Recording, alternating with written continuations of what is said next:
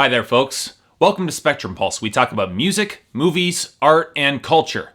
And today we have another special comment on the cancellation of the Kesha Flaming Lips collaboration, Lipsha.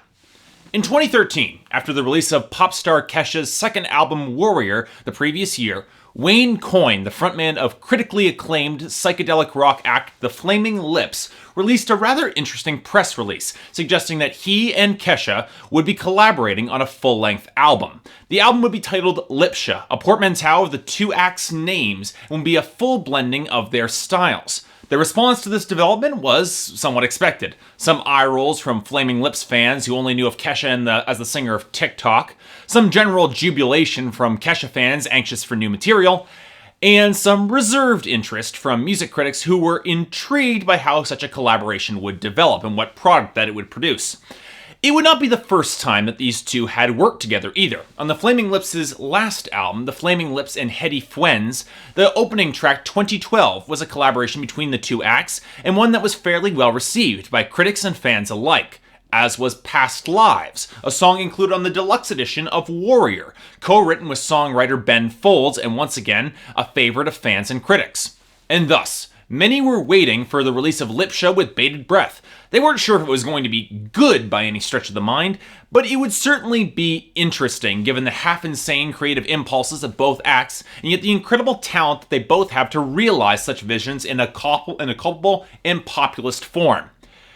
And that hope came to an abrupt conclusion today, as Wayne Coyne sadly informed the public at large through Twitter that Lipsha was no more. And it wasn't difficult to discern what went wrong. Kesha and Wayne Coyne have had a friendly relationship, but Kesha's relationship with her label has been much rockier as of late. In an interview with Rolling Stone on October 24th of this year, Kesha made a statement that was bound to infuriate her record label, which I will now read in full. The question was, "You don't have any creative control now." Her response? Not really. What's been put out as singles may have just perpetuated a particular image that may or may not be entirely accurate. I like to show the world other sides of my personality. I don't want to just continue putting out the same song and becoming a parody of myself. I have so much more to offer than that, and I can't wait till the world really gets to hear that on the radio.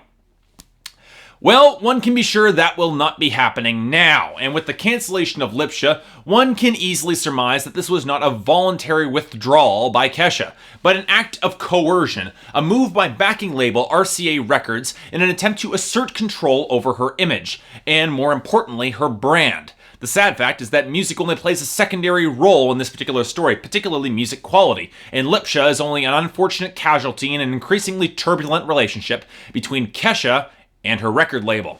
However, the choices that RCA Records are making with regards to Kesha, who is still a bankable star with sold-out tours and an increasingly rabid fan base, are not just affronts to artistry and the creation of good music, but a monumentally stupid business decision on behalf of the label that could potentially do far much more damage than it prevents.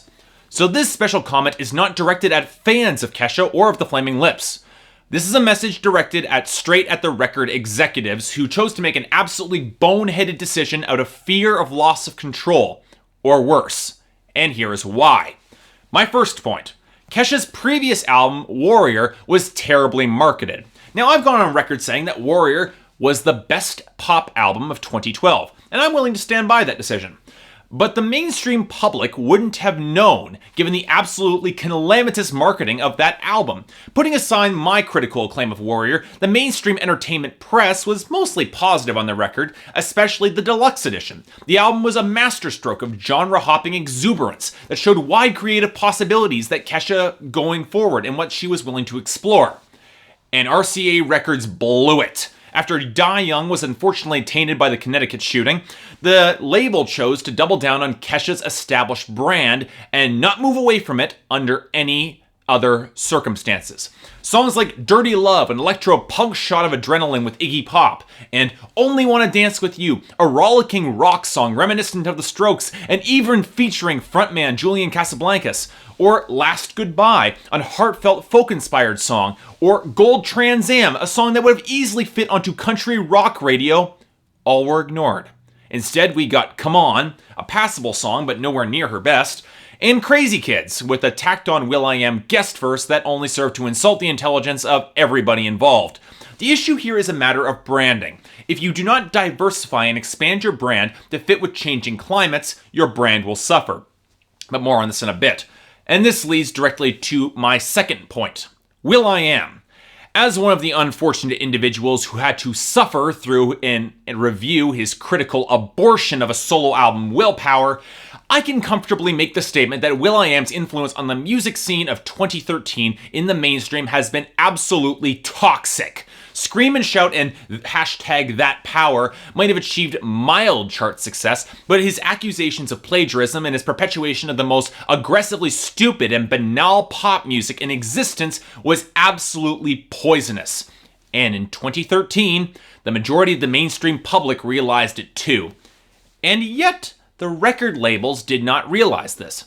And that's not surprising, because will.i.am speaks the very same language as they do. The man has a reputation as a marketing savant, and is extremely literate in the language of business. He has a shameless and terrifying affinity for brands and marketing in the vein of Don Draper. At this point, his artistic output is less music and more corporate jingles, a pseudo-Warholian provocateur of making art out of commercialism. But this year, both the critical press and the mainstream public at large clued into that fact. And like with 2011 being a bad year for the Black Eyed Peas, 2013 was a really bad year for will.i.am.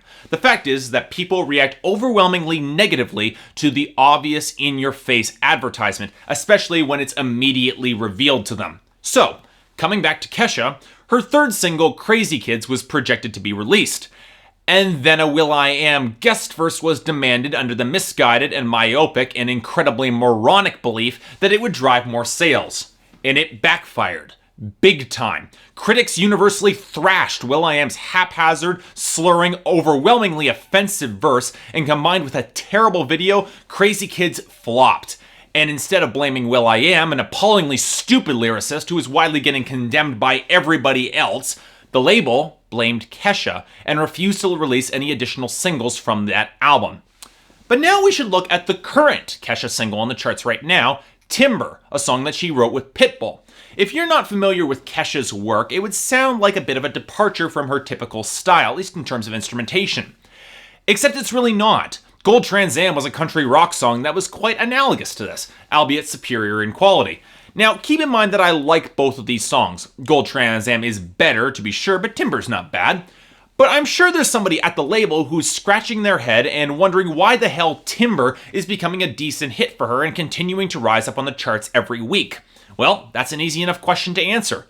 The pop music scene has evolved in the past few years in a big way. The club boom where Kesha made her initial fame debut died out all at the absolute latest in 2012, with the mainstream breakthrough of folk and indie rock. All of a sudden, guitars and textures weren't dirty words in mainstream music. And wouldn't you think that RCA Records would have wanted to capitalize on that? I mean, there's this song, Last Goodbye, that Kesha had prepared and was widely cited by both fans and critics, and the artist herself as one of her best songs. And it would easily fit with the chart aesthetic at that particular point in the decade. So why wasn't it released? Oh, okay, let's go a little bit further into this year, with the country explosion on the charts of songs like Cruise by Florida Georgia Line.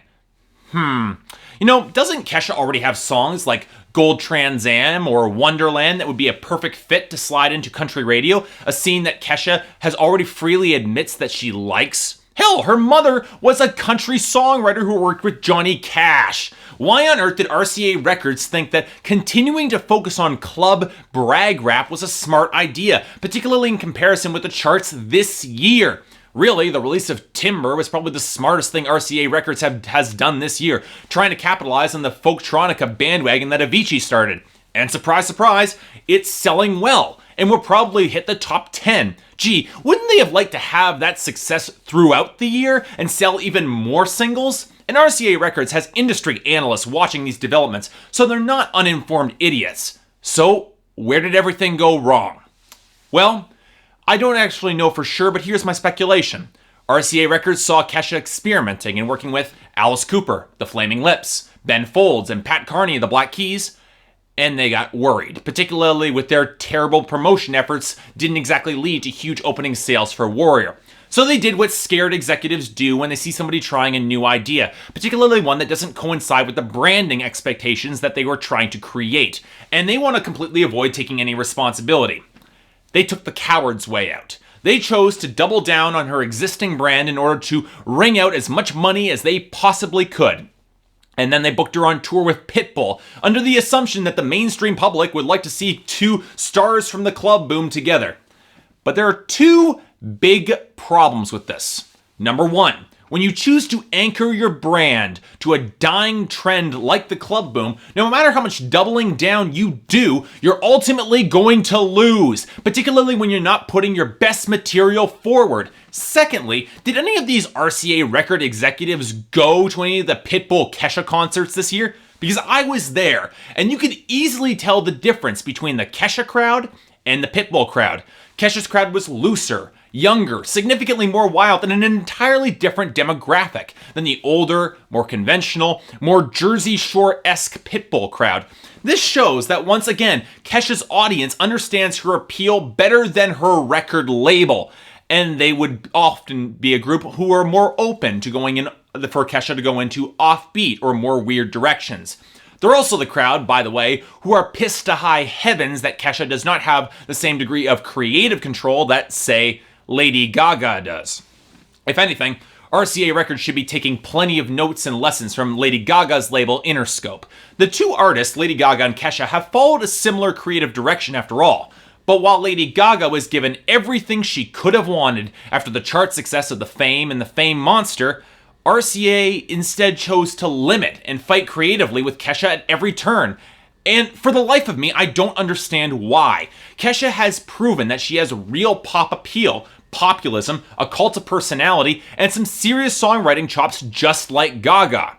So, why did Lady Gaga get away with releasing the country rock burlesque Queen homage You and I, while Kesha was blocked? You know what? I have no idea.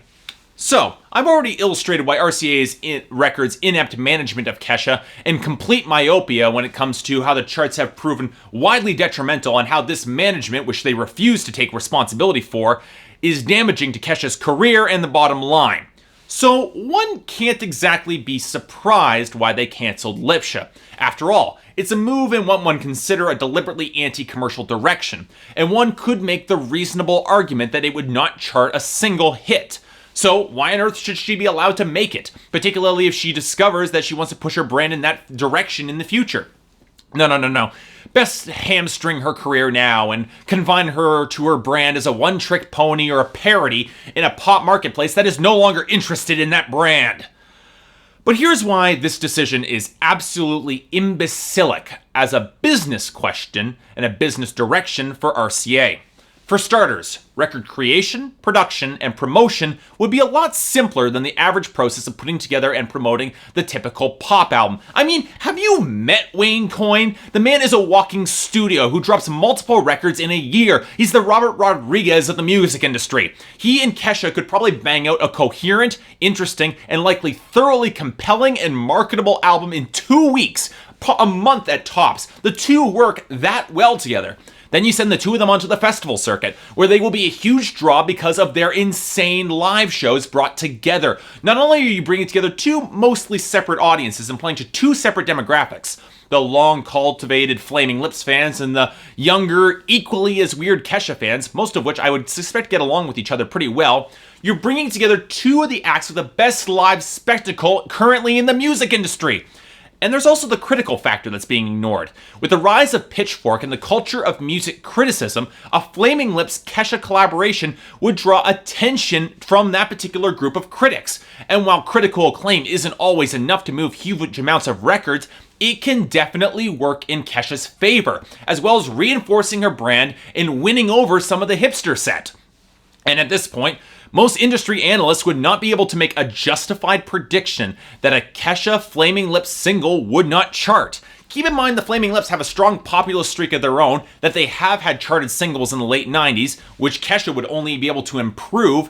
And in a year where Macklemore, Avicii, Daft Punk, AWOL Nation, Lord, and Imagine Dragons were some of the biggest charting successes of the year. You cannot predict that weird or different would not be a selling point. Yes, even for Kesha, because if the music is good, the existing fans will love it all the same, and she stands a chance of shifting the mainstream idea behind her image, which would improve, modernize, and expand her brand. Thus, Kesha stays marketable, sells out another slew of tours and makes a crapload of money, justifies her existence with chart and critical success, and RCA Records makes a truckload of bank off of a merchandising and sales.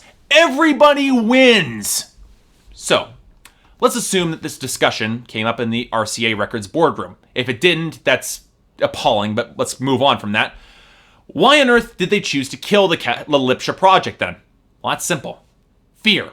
They see an artist wanting to go and try something new and go in a different direction, even though said direction would have netted them success if they had marketed it properly.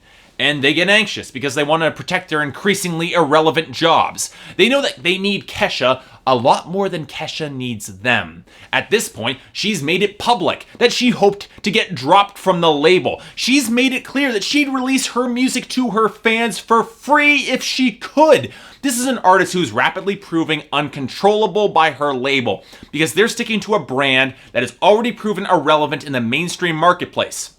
And Kesha knows it too.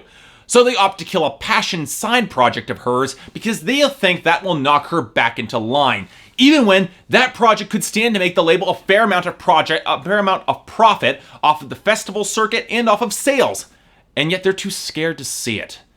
And here's the thing. Not only does Kesha have the immediate moral support of a rabid and increasingly riled fan base, plus a reality show where she has further exposure and distressing honesty and able to communicate her deeper thoughts to her fans directly without filter, she's also the sort of woman and artist who will not likely back down. She's not one who needs to be controlled or directed in the same way like a Britney Spears or a Rihanna or a Katy Perry. No, Kesha is much more intelligent and talented enough to know what she's doing. And she's not the sort of person who is going to kowtow to the company line without a significant fight.